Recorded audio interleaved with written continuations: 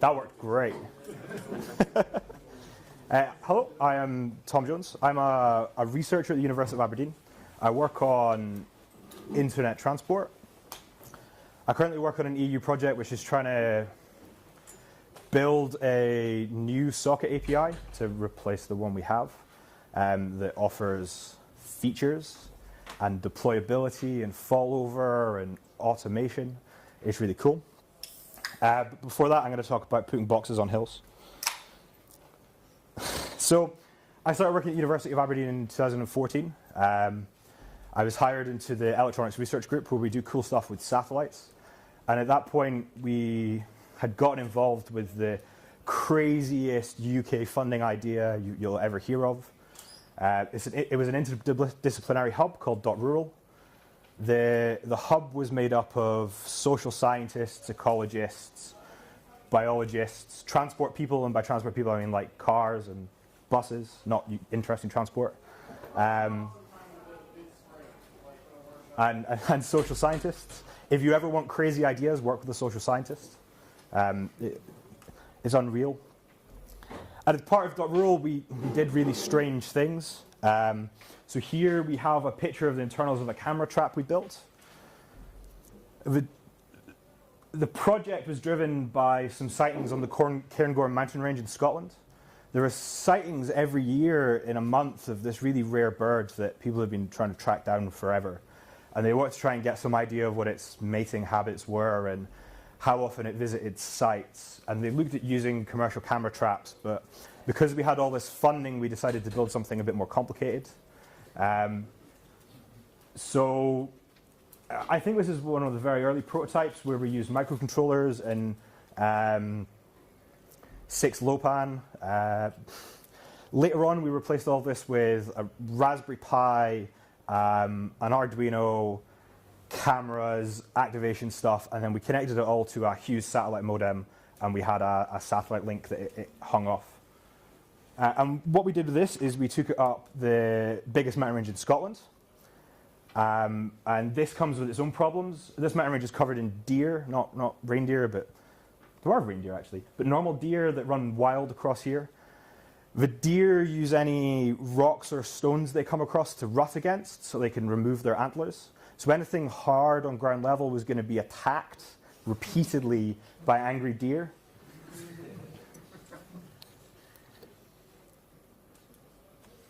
So you think, okay, well you just raise it off the ground and you have a flimsy base. But the Cairngorm mountain range also sees the highest wind speeds in the UK. The highest recorded wind speed in the United Kingdom was there, like the end of last year, like 136 miles an hour. And I don't know what you can't really see because it's quite small, but the satellite dish doesn't have any perforation because it gets to minus 50 C, so that would freeze and the dish would stop working. But it's just a big kite that you put on a mountain and then it gets like 130 mile an hour winds and stuff gets blown away. And this was really hard to work with. This project worked great. We could take pictures of mountains. We did live demos. The bird was never seen again. We have no idea what happened to it, but the camera took quite a good number of pictures of heather. If you don't know heather, it all looks the same. But yeah, so we did this. It was great fun to do, a nice piece of engineering. Doing this, we did a lot of satellite work, and we've done satellite work in the past. We have a long history of doing it, and we started looking at how video applications worked over satellite links. Satellite links are different than normal links because you're talking to something way up in space. You have round-trip times of about 750 milliseconds, so anything you do is going to see a massive delay.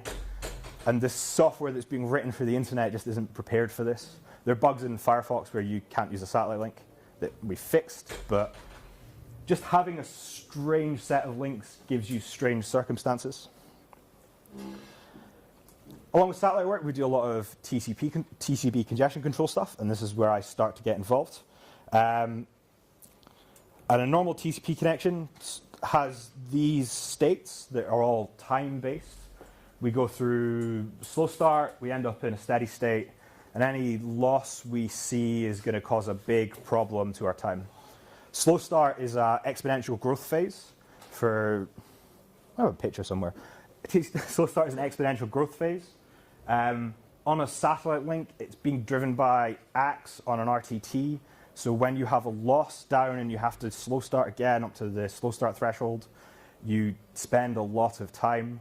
So when you try and browse the web over a satellite link and you have some loss, you have elements not load, and things get really messed up, and it's very hard to keep track of.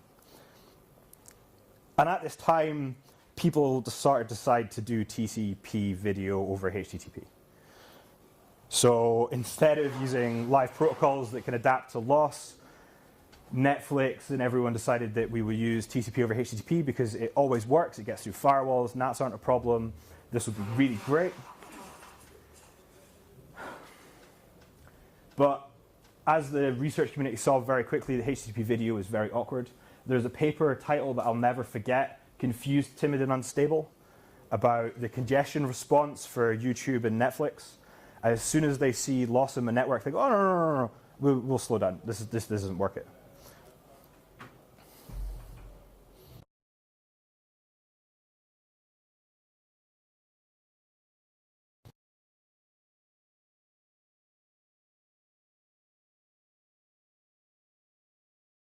Are quite pricey. What that's produced is an HTTP live stream. You'll request a manifest over HTTP, which describes where the next chunk of segments are, and you'll download one of these segments. And based on the amount of time it takes to get the segment, you can decide whether or not to change rates, so you can have adaptive video bit rates. And the segments are timed so that they're not going to use the entire playback time, so that you can keep a buffer rolling. Hello.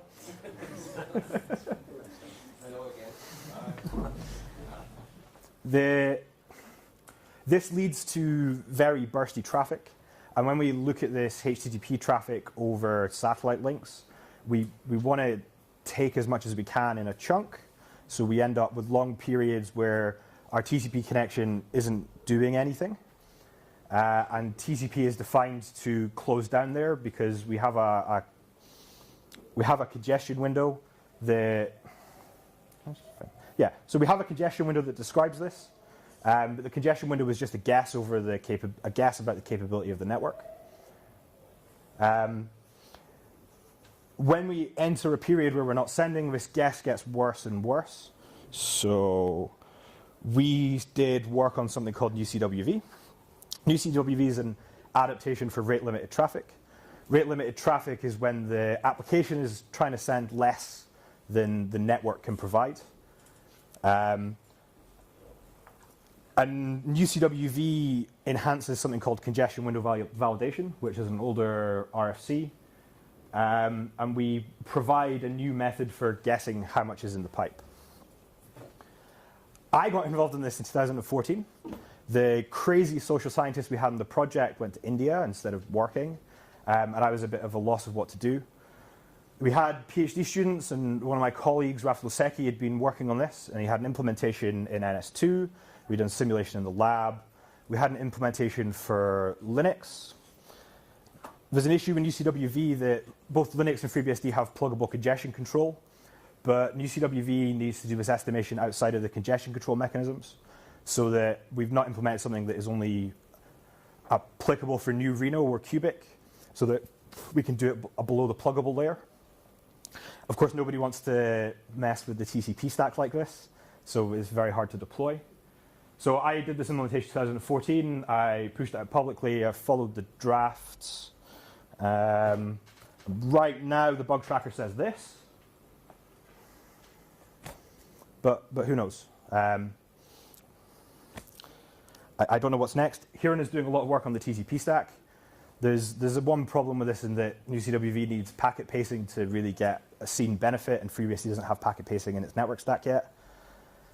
Soon, I hear, but Randall at Netflix said this wasn't a problem because they had vendor drivers that would do pacing for them, so they could take NewCWV. We started talking about this in 2015. It's 2017, but this is only a month ago, so maybe we'll see something soon. So this is really just context for how hard it is to do things in the internet. We're trying to deploy a change to congestion control that will give benefit to most people. Google, Netflix, Facebook can do whatever they want. They have all this equipment, they can run their own hardware, they can run on private networks. They don't need these changes, they can pay people to do it. But anybody who's going to compete with them in the future needs these standardized changes. And if we figure out how to do these changes, we should be able to deploy them and get them going.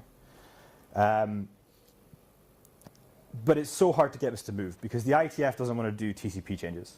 If you want to change the value of a field in an IP protocol, you're going to have a horrible time. It's going to take forever to get through the IETF. No one will deploy it in their networks, and then it might not work because it just might not work. This happened with ECN on the internet. It took like 6 years to get to the point where we decided we need ECN fallback, and now we're starting to see ECN marks coming through the network.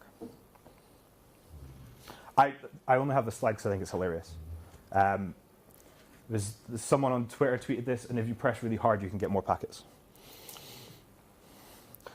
So the changes we're proposing with the NEAT project come from a couple of core issues. One of them is trying to do this, but a lot of these problems come from how programmers see the access to the network.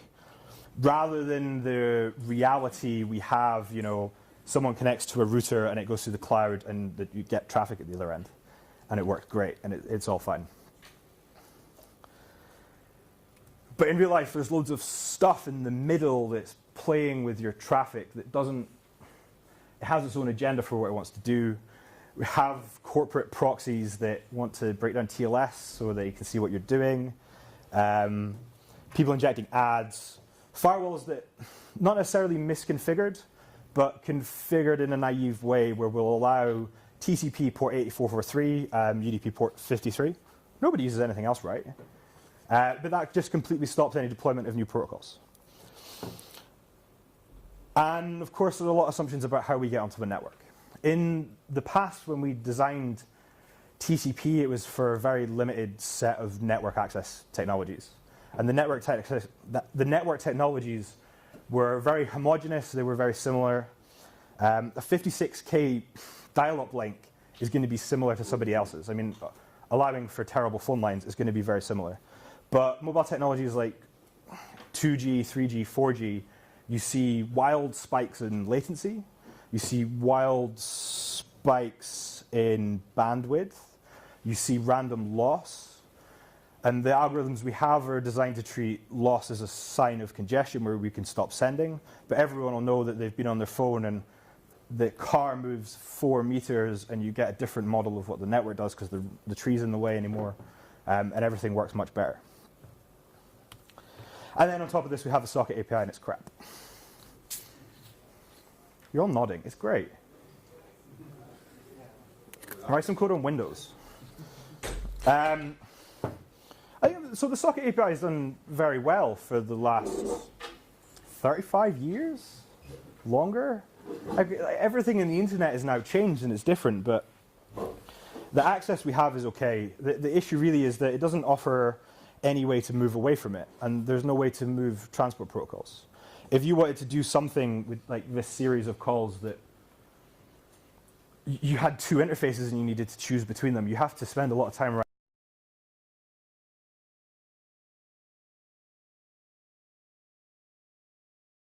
there. Okay, so why bother? Why not move everything into user space? Why not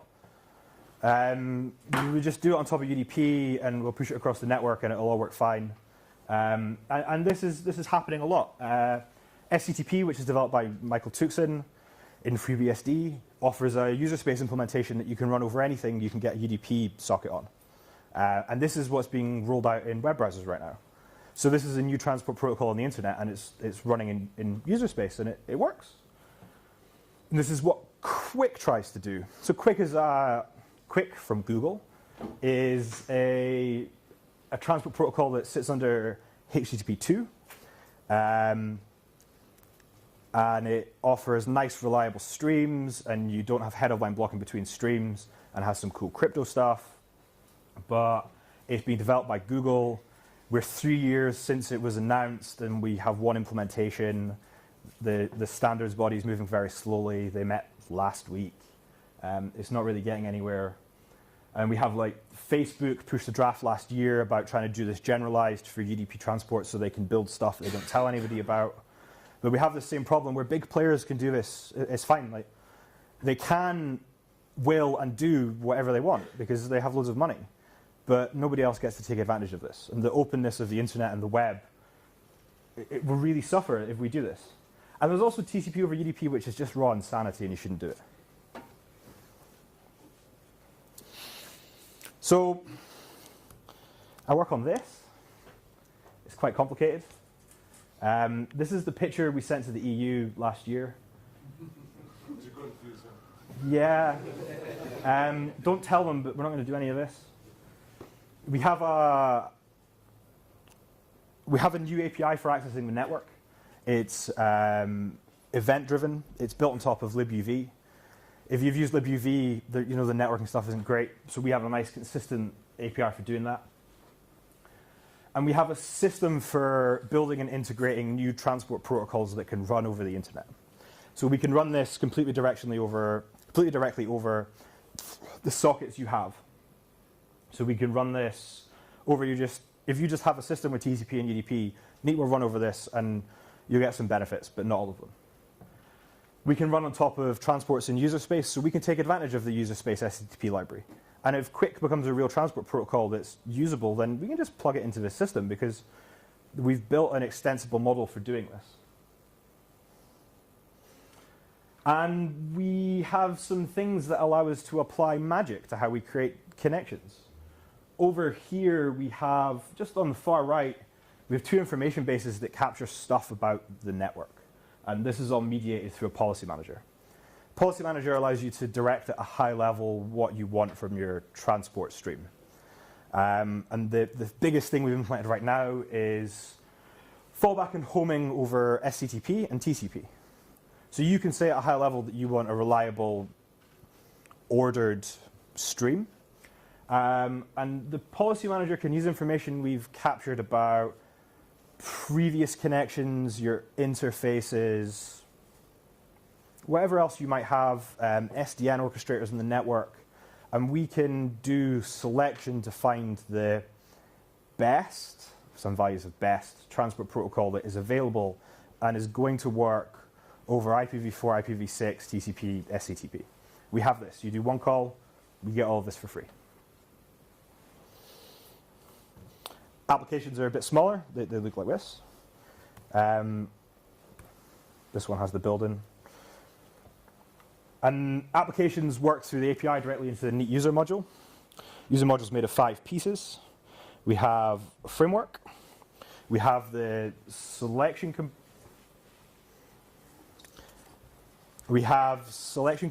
that allow us to operate independent of transport protocol itself. We have the policy system. We have transport components themselves. So we have quite a nice abstract API for this. We have an abstraction on top of security protocols. So with Neat, by setting one flag in a policy and providing some certs, you can get TLS or DTLS for free with a nice API. There's no dealing with libSSL.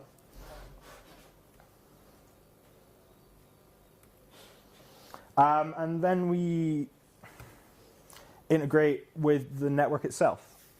Not only can we gather information from other connections that happen in the global system, but we can gather information from things you have in the network.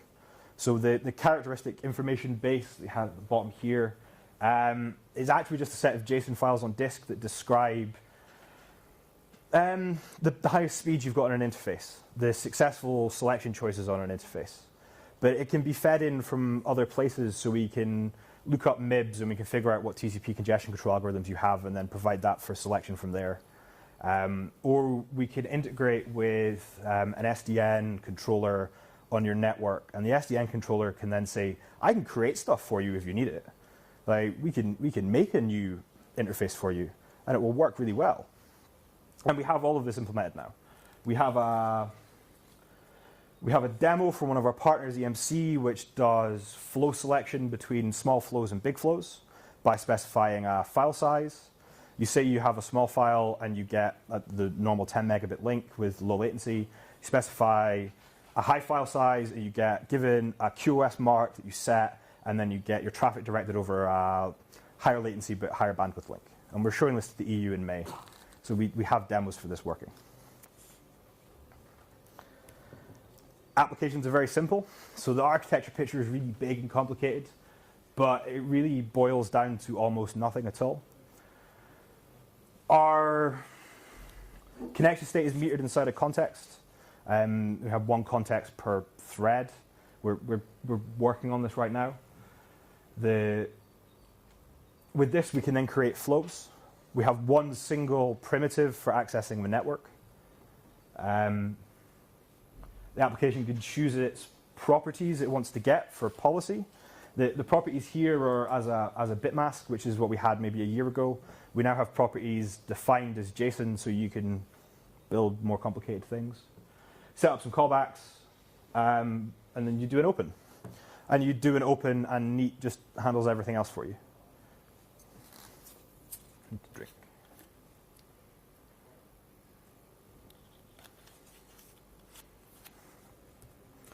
And this is what it looks like. This is how it hooks in further. You get your events, and you do reads and writes. There are obviously issues between Datagram and stream protocols, but we are an active research project, so we're trying to resolve all of this so you get a nice API. But this is as complicated as we want things to be. You set the property for security, you get DTLS, and it works. You don't have to figure out your cipher suites or your trust chain. We find the most sensible thing to do here. You want a transport protocol that's reliable, we give you a reliable transport protocol, and you just do reads and writes against it. I was asked in the last talk I just gave about the server side. If you swap out the open for an accept, the code is exactly the same. Obviously, the flow semantics are a bit different because you get given flows instead of having a flow, but it's all the same. You just get the unconnected event, and the code can be kept very, very simple. And because we're an EU project, we have commercial partners. One of our commercial partners is EMC. Another one is Mozilla. So I spent all week in plenary in Mozilla in Paris. And we're trying right now for our demo session to the EU in May to have Firefox doing selection between SCTP and TCP for a connection setup. We have this running on FreeBSD. If anybody really cares, they can bug Michael Tuxin and he'll say go away or come back in a week.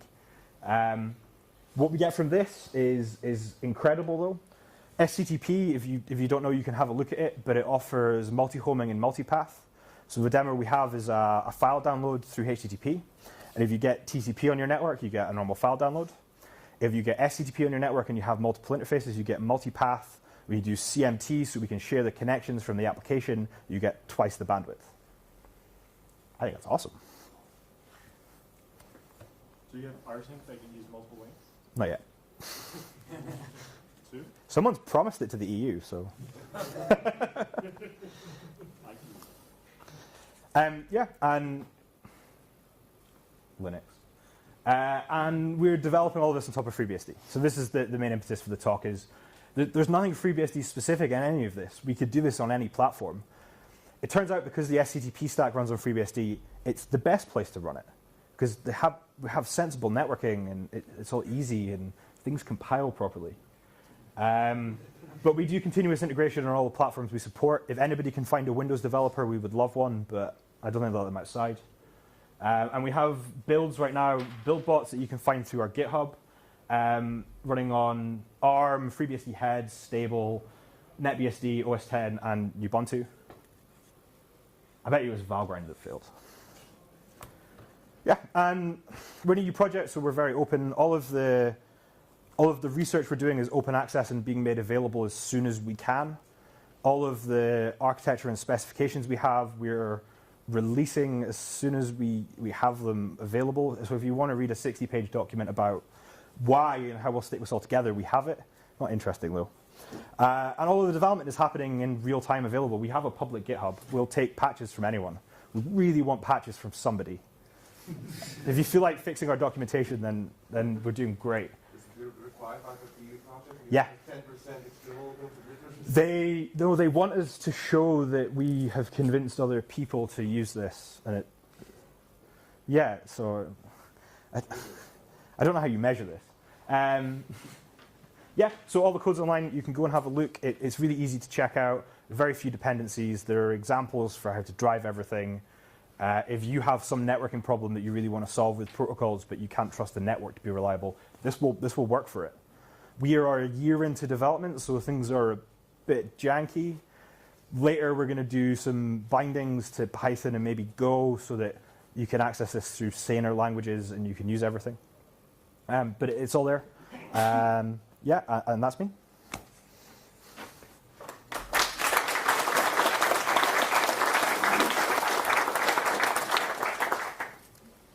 I have loads of times for questions. Yeah. I think this is amazing. I mean, this should be keynote in large Unix conference, or something like that. I mean, this is really, So can I just repeat that so it's recorded? I think this is amazing. I think we should be keynoted at large Unix conferences. But my question is regarding, I see you using UV and you're using an event loop of UV. Are you using REPL of libuv? Because I've been running interesting problems with it, with Node. What's the bit that you're having problems with? The REPL. REPL. Ah. No, we're trying to avoid threads because they make things too complicated. So when you're asking things with UV, do you do like async calls and callbacks? Yeah. And you wait for IO operations? Yeah.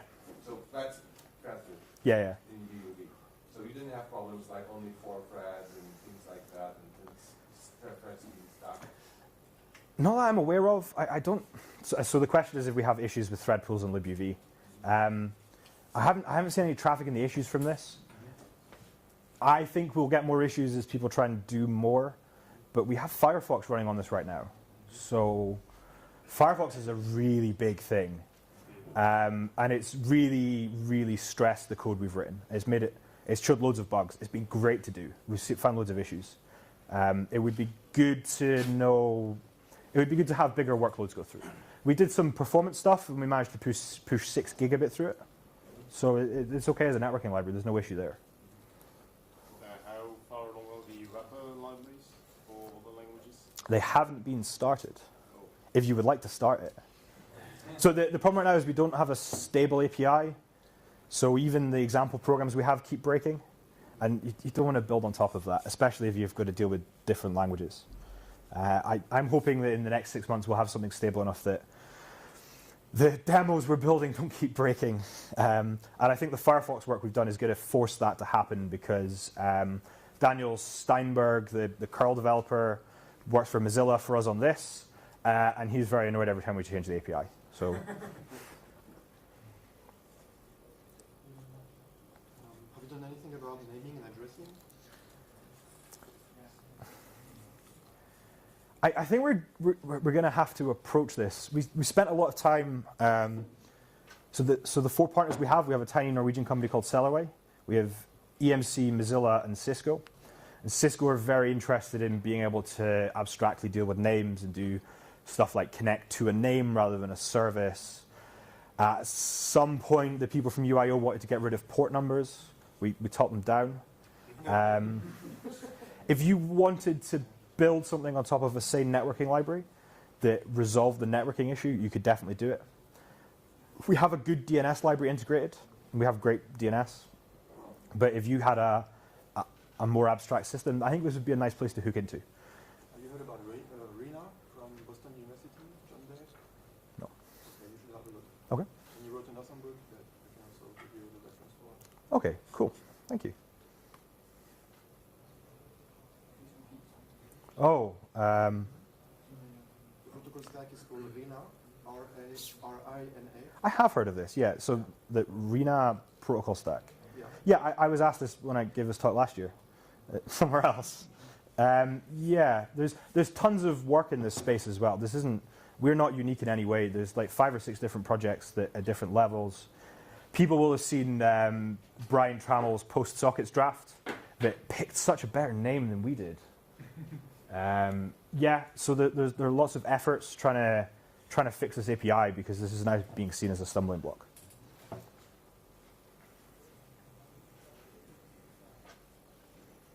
Okay, thank you very much.